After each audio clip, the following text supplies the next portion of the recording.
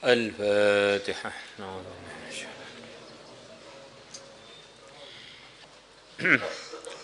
بسم الله الرحمن الرحيم. وعن غيره. Ya, ini sepertinya kemarin belum diterangkan. Wa fi sahihaini. Warwaina di mana bas? Warawaina, dan kami telah meriwayatkan an Ibnu Abbas radhiyallahu anhuma qala, beliau mengatakan, Ibnu Abbas ini adalah putra pamannya Rasulullah SAW, sepupu Nabi, yang didoakan khusus oleh Nabi kita, didoakan Allah beri dia pemahaman Al-Quran, pemahaman hadis. Maka tentu perkataan-perkataan beliau ini ada harga yang begitu tinggi, nasihat-nasihat beliau. Qal, beliau mengatakan, innama yuhfazur rajulu, sesungguhnya dijaga seseorang laki-laki, perempuan juga masuk, ala qadari niyatihi, mengikut ukuran niatnya.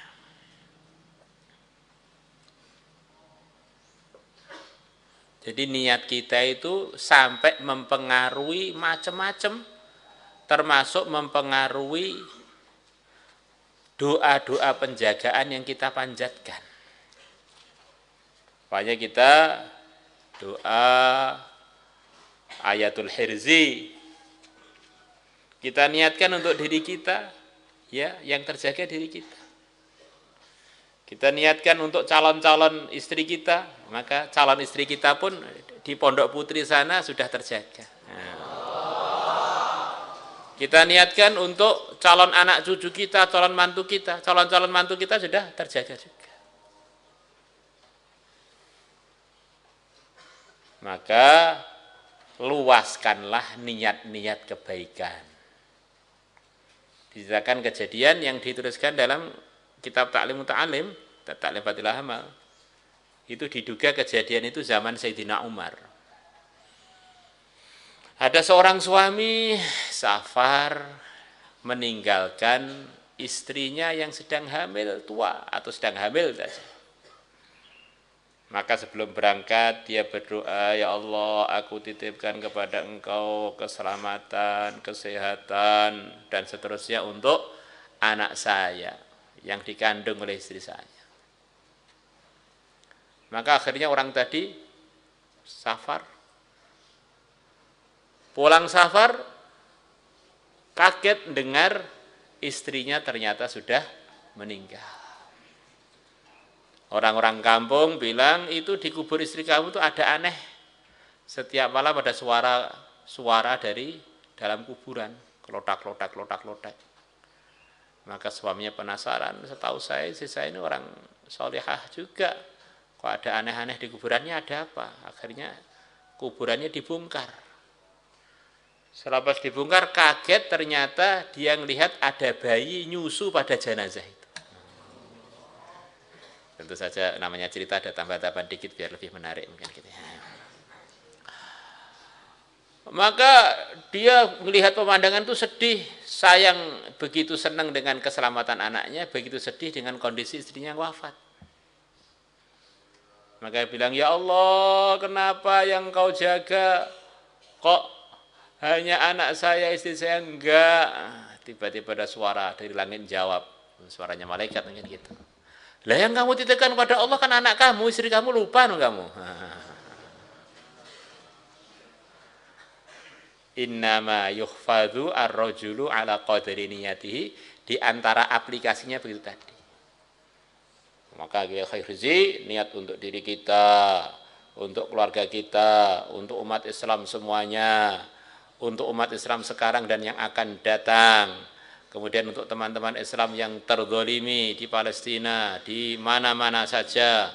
Akhirnya kita sekali ayat hadis, pahalanya itu mengucur dari seluruh dunia. Ada satunya baca ayat hadis, nggak niat apa-apa, ya gimana itu? Amal nggak niat itu bisa nggak dapat pahala apa-apa. Apalagi ngantuk. Ngantuk, tiba-tiba sudah imamnya amin, yes, amin, amin. Amin pun juga nggak ngangkat tangan. Kelihatan males, Masya Allah. Begitu selesai khirzian, semangat makan, semangat ini. Ya, doa pada Allah disertai dengan kemalasan, ya itu kan kurang sopan, yang banget. Wa an ghairihi, dan diriwayatkan dari selain sahabat Ibnu Abbas, innama yu'tanna, sesungguhnya para manusia akan diberi ala qadri niyatihi, mengikut ukuran niat-niat mereka. Allah. Maka sebagian ulama mengatakan kalau kamu taklim, ngajar, kalau kamu berceramah, berdakwah, niat di samping niat seluruh alam, niat untuk para jin juga. Dikhawatirkan kalau kamu nggak niat untuk para jin, nanti para jin nggak mendengar apa yang kamu sampaikan tadi. Kalau kita niatkan untuk sekalian para jin, nanti jinnya pun bisa dengar, semacam channelnya dibuka untuk jin. Apa dalilnya, Pak? Dalil khusus sih nggak ada. Kekhawatiran karena Nabi bersabda, wa innama likulli imri'in ma nawa. Orang itu akan mendapatkan apa yang dia niatkan. Khawatir kalau nggak niat, jin-jin nggak dengar. Apa mungkin Pak jin dengar tapi kita nggak niat untuk memperdengarkan kepada mereka? Mungkin saja. Jadi ketimbang mungkin lebih baik terpastikan saya niat untuk jin juga, pasti insya Allah mereka dengar. Warawaina, dan kami telah meriwayatkan anil Ustadz Abil Qasim Al-Qushairi, Imam Qushairi, ini termasuk pimpinan tasawuf di zamannya, Imam Qushairi. Jadi di dalam bahasanya para fuqaha, para ulama itu gelar yang sangat tinggi itu namanya Al-Ustadz. Kalau di negeri kita itu Ustadz itu kadang-kadang di bawahnya kiai. Ini Imam Nawawi manggil pimpinan-pimpinan ulama itu dipanggil Al-Ustadz. Nah, kalau nggak salah beliau manggil Imamul Haramain juga Al-Ustadz. Negeri kita ini kadang-kadang ada perasaan khusus, yang perasaan itu sebetulnya kebalikannya perasaan di negeri-negeri Arab, bahkan perasaan di dunia keilmuan. Seperti sekian banyak laki-laki di negeri Arab sampai Indonesia diperempuankan. Maksudnya gimana Pak? Itu nama Salamah itu kan untuk laki-laki. Begitu sampai Indonesia, Bu Salamah. Nama Maisarah itu untuk laki-laki. Begitu sampai Indonesia, Bu Maisarah. Masih banyak lagi siapa itu? Salamah, kemudian Maisarah. Kemudian siapa lagi? Nah, ya, di antara dua itu yang ingat.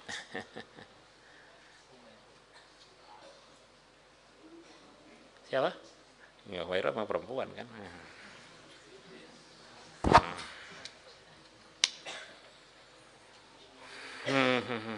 Antaroh, laki-laki, Antaroh. Jadi Imam Qushairi oleh Imam Nawawi dipanggil Al-Ustaz.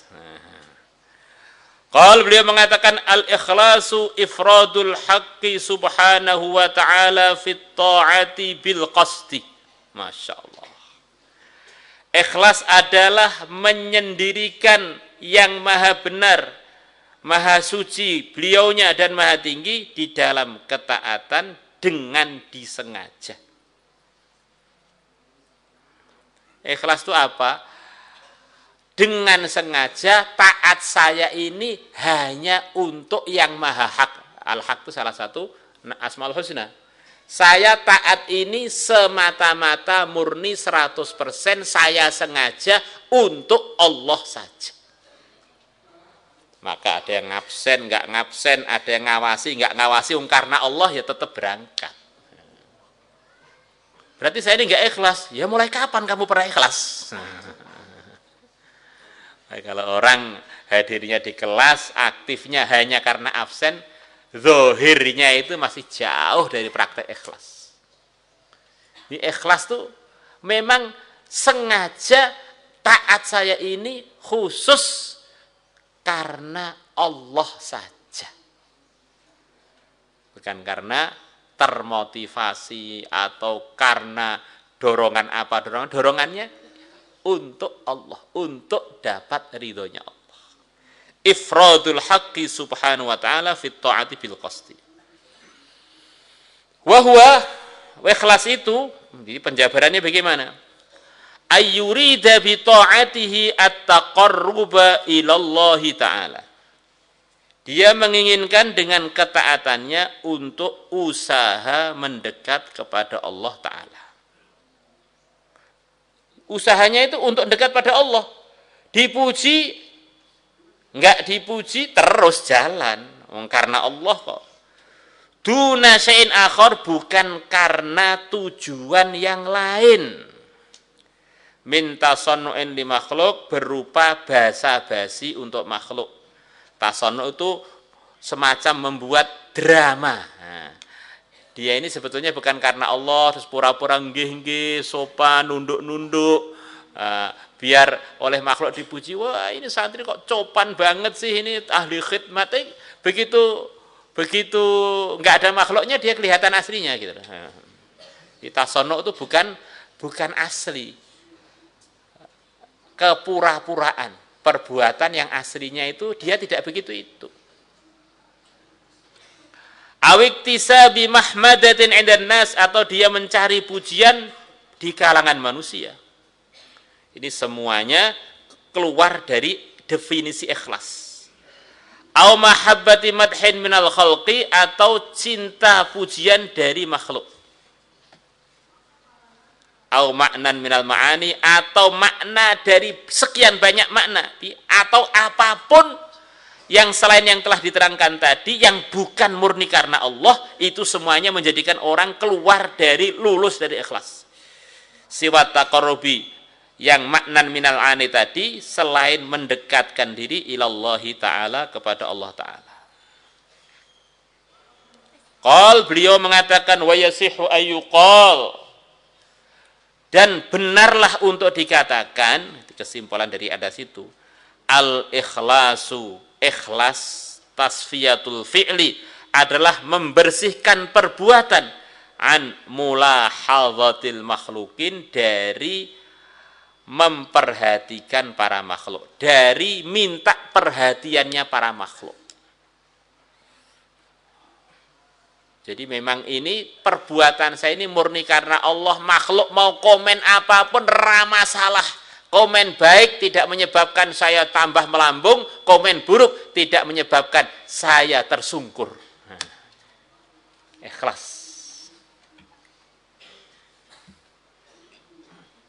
Gimana? Dipraktekkan? Kalau ini enggak dipraktekkan, kita langsung dosa loh kan? Orang tuh enggak ikhlas itu tidak kok terus boleh dibiarkan. Orang nggak ikhlas ya waktu itu langsung dosa. Kalau waktu itu mati ya su'ul khotimah langsung.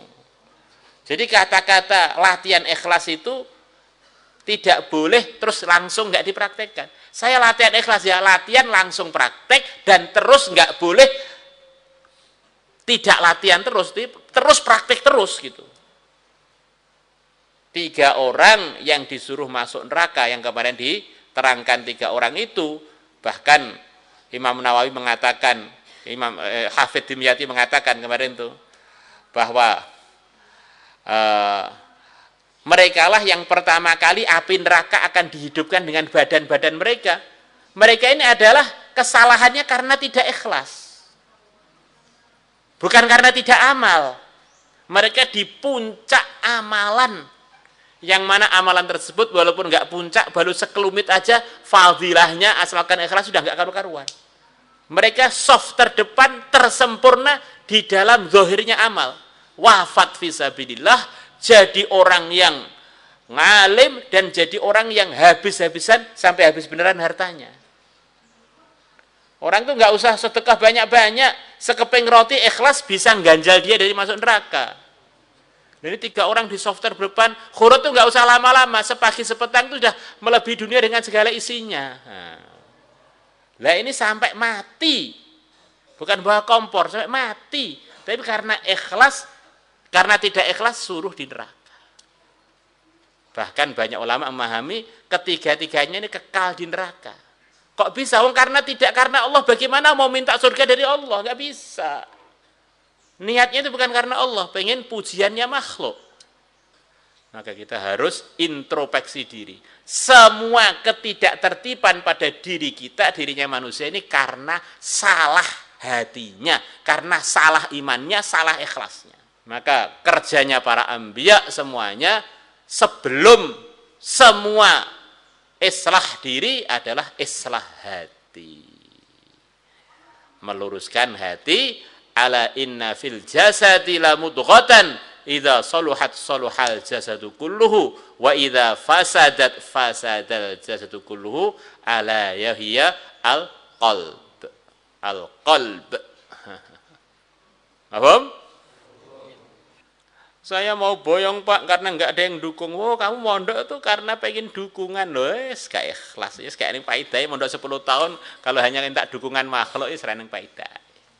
Sedang mulai kono ngerget-ngergeti pondok.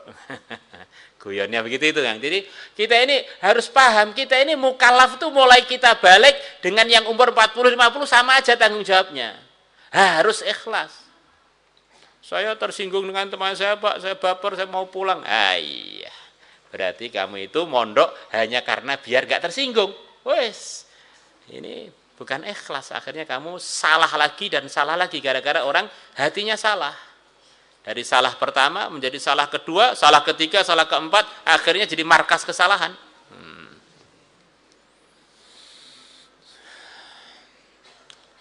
Salat